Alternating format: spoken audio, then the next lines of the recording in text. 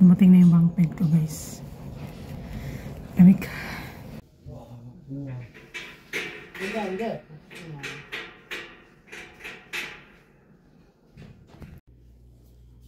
Guys, ito na. Na-install na yung aking higaan. Hindi ko lubos akalain ganito siya kalawak. Single size to eh. Mas malaki pa yung super single. Siguro, tatanggalin ko to para mas luwawak. Worth it ang paghihintay today. Ay, yung mga gamit ko doon ko na lang tinambak. Yay! Ito ay bunk bed. Tapos size niya single. Sa wakas, makatipid na ako dito sa space. Kailangan ko lang mag-bend dito. So, yan. Ito yung hagdanan niya. Grabe. Hindi ko lubos akalain makakabili ako nito. So, kanina si Manong yung nagre-repair nito, yung nagkabit nito. Ganap siya ng kahoy. Kasi hindi nga pantay sa sahig. Yan. Sabi ko, okay lang ba kung karton? Sabi ko, sige, okay lang. So, yan. So, wakas may mahigaan ako na. Tapos, meron na rin akong mapapwestuhan ng aking mini study room. Parang ganun. Or dyan na rin ako magbablog, guys. What do you think? Grabe talaga. Worth it ito paghintay. Halos dalawang linggo siguro ako naghintay dito para ma-deliver to. And suppose ngayong araw talaga may pasok ako sa company, sa work, sa factory. Pero nagpaalam ako na hindi makakapasok kasi nga ngayong araw i-deliver. And yun na nga, nandito na rin sa waas. Ngayon mag-assemble na ako ng gamit. Woo! Thank Lord!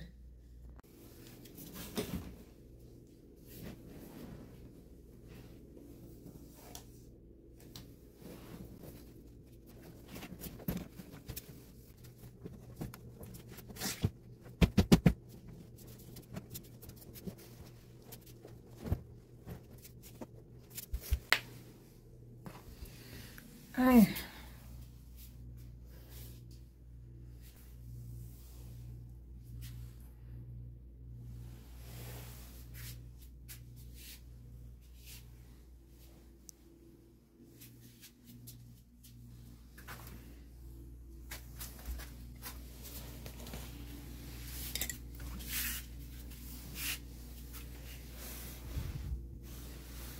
Okay. Subukan na natin kung kaya ba ako nito. Wala talaga ako tiwala sa aking weight. Kasi alam kong mabigat ako. Naway wag lumundo, no? My God. Tapos yung fear of heights ko pa. Siguro training na sa akin to. So, ito yung feeling na nandito na sa taas ng yung higaan. Okay. At this point, kinakabahan pa din ako.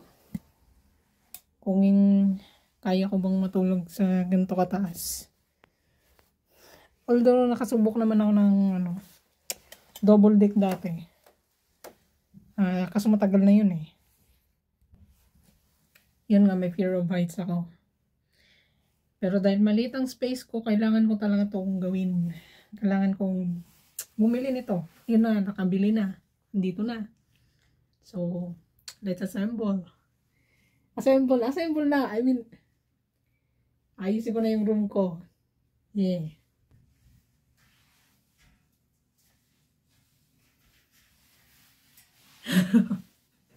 Yung fear of heights ko, guys.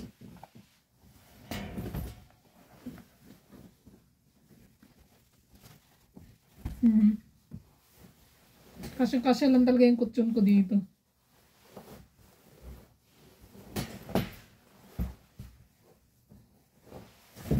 Yeah.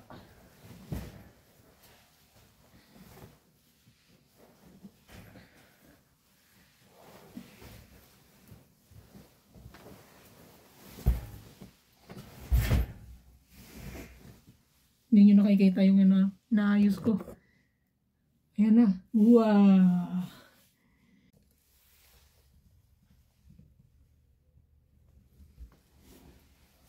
Yan.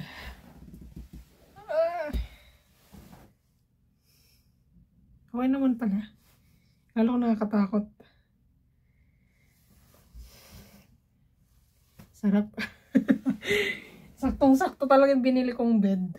Yung size ng bed. And ito kasi kutso na to. Galing to sa namin. Dorm namin sa company dati.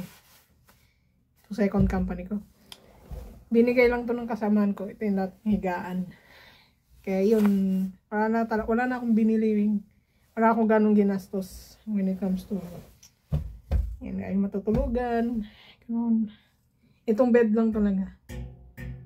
Pero tagal na ako dito eh. Siguro nagpas 1 year na rin ako dito sa inupahan ko. Ngayon lang ako nakabili nitong bed frame. Kasi nga dami pang utang. Pero di ba? Who knows? Natatapos na rin yung utang ko. And yeah. Matipid na rin ako ng space. Saya lang. Sulit yung inabsent ko today.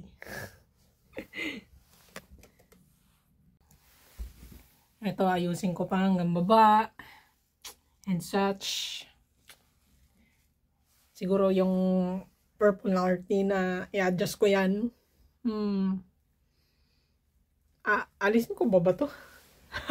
Hindi ko rin alam. Pero kung kayong babagay, guys, na. Oh, diba? Tiit kasi ng kwarto ko eh. Pero at least, magagawin ko ito ng paraan.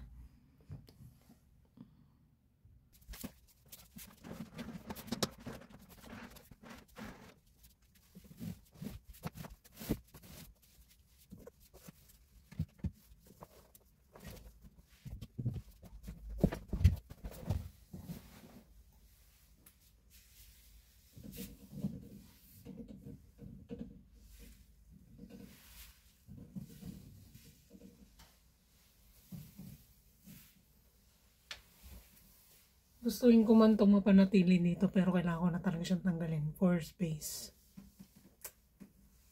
At marumi na rin yung kortina ko.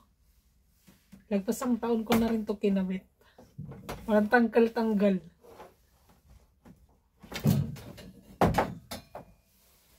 Ah! Kabok.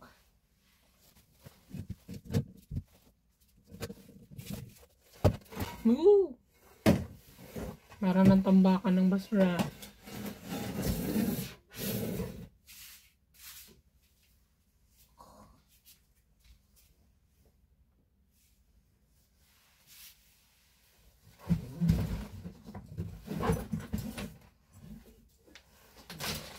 Aking maleta.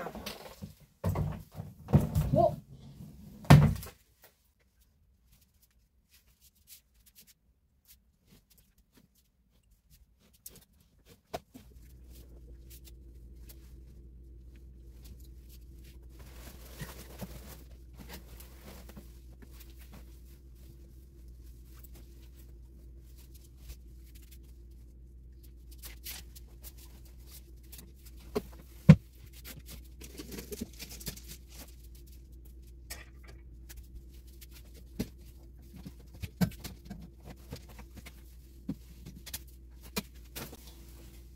Sinasira na yung sampayan ko.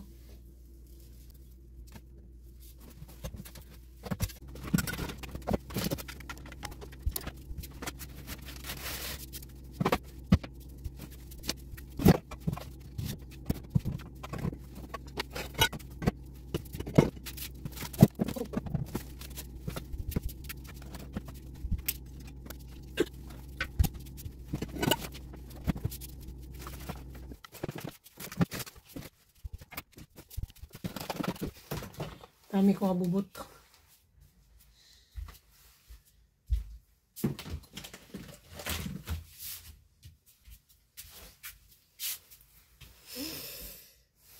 Kapagod yung mo ko.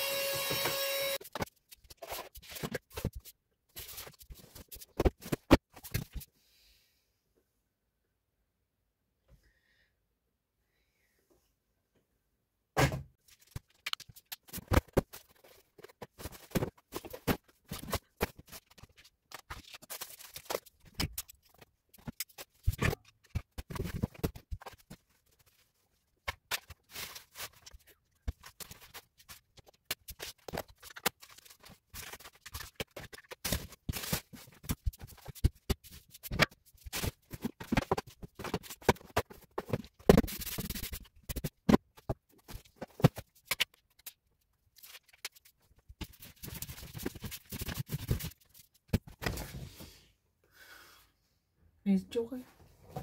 Sa tingin nyo guys, medyo mababa ba yung ano? Kasi kailangan ko yumuko every time na pupunta ako sa ilalim. Baba no? Pero okay lang no? Okay na.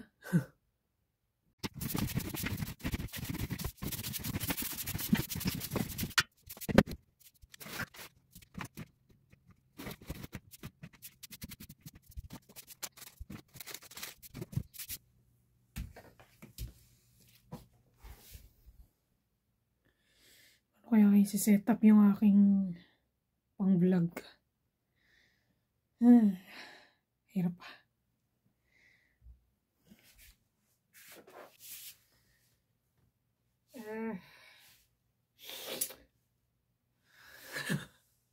Wala pa ako nabubuo. Pagod na ako.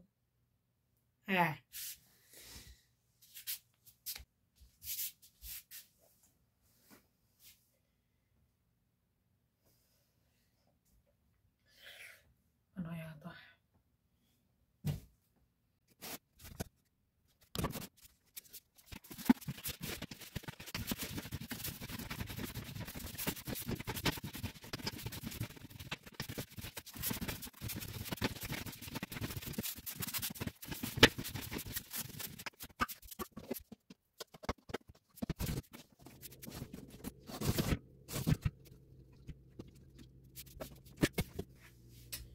Iniisip ko sa side eh. Saan yung magiging background ko?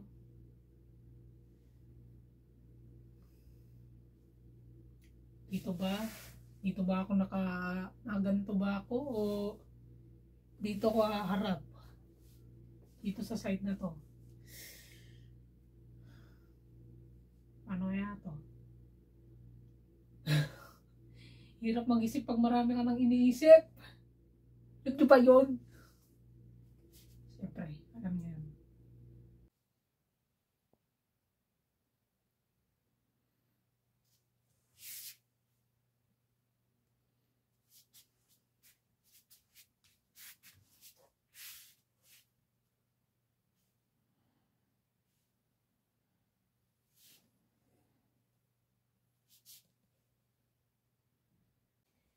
Nilagyan ko ng sampayan dito.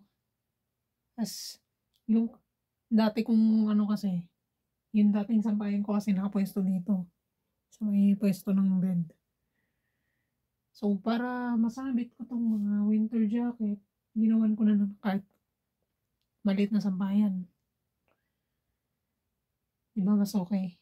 Tapos, yung iba kong mga damit na, halimbawa tapos na ako mag-washing, gagamitin ko na lang to uli yung aking, ito yung sira-sira kong sampayan. Pwede pa naman yan eh. It's still working. Working. Ano pa siya? Okay pa siya sampayan. Hindi pa malulundo. Tinalian ko ng mabuti. So, yan. Di pa ako tapos maglinis at di pa ako tapos magayos. Doon sa higaan ko naman. Medyo lumawak na yung aking room. Diba? So guys, nagbago yung isip ko. From this side, yan, sinukat ko yung sa may bandang kisame. Sa kisame. Nilipat ko siya dito sa side na to kasi mas mahaba to. Itong side na to. Yan. Tapos yung itong lagyan ko ng damitan, nilipat ko siya dito. Grabe. Nakakapagod din ngayong araw. Pero pag natapos ko to, worth it naman. Diba? Tapos ito nga pala yung sampayan ko, flex ko lang.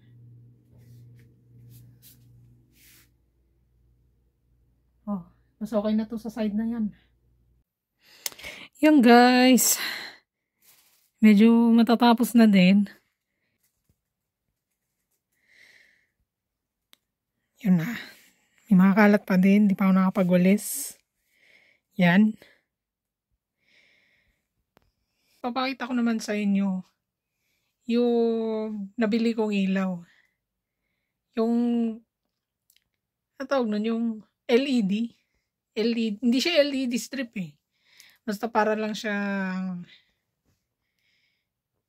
pakita ko na lang sa inyo. Parang ano lang siya. Built. Ito gaya niyan, oh. Yan. Pailawin ko lang.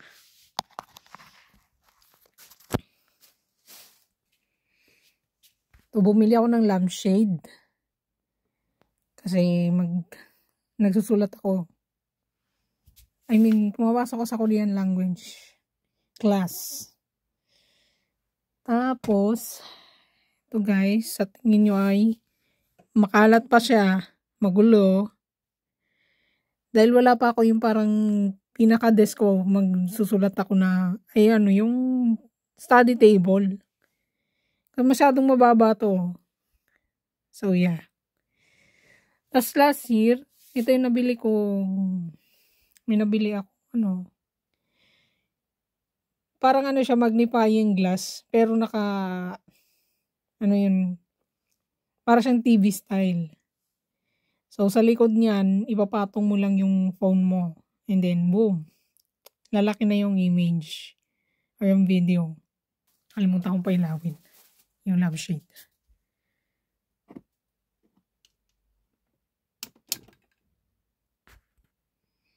Pinailaw ko muna siya.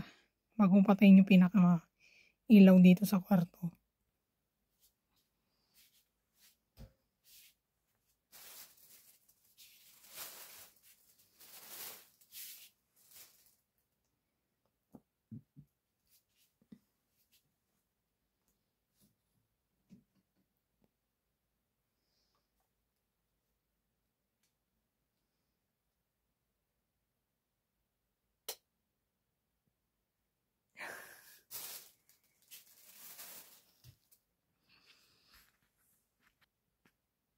O yan na guys. Ito yung pinaka-switch nung nabili kong LED light. Papalawin ko na. Ready, go. Antananan! Ano masasabi nyo? Diba? Okay naman.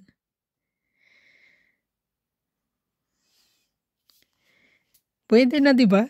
Oh. Tapos may iba-ibang mood yan. Pero gusto ko talaga sa lahat yung naka-steady lang eh. May ganyan. May ganyan. Ito.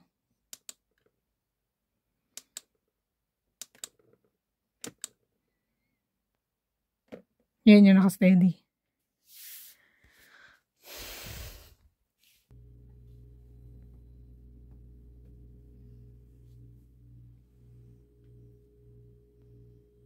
Ayos.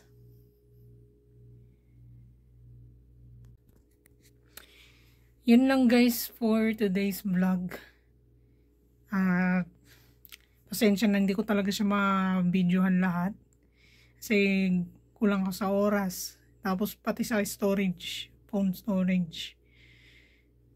Hindi ko na videohan yung paano ako nagkabit ng sampayan ko, ganon. Kaya siguro yung sunod na pag-iipunan kong bilhin ay yung camera. Pang film talaga na camera. Pang vlog. Doon ako mag-invest para naman mas mahaba-haba yung makuha ng kong video. Kasi ang daling malobat na itong cellphone ko eh. O nga pala, phone camera lang tong gamit ko. Kaya hindi ko talaga makover yung pagka may ginagawa kong ganito. Yan, nag-aayos ako ng bahay, ganun. Hindi ko sa mga video na maayos. So, yan lang guys. Salamat sa panonood.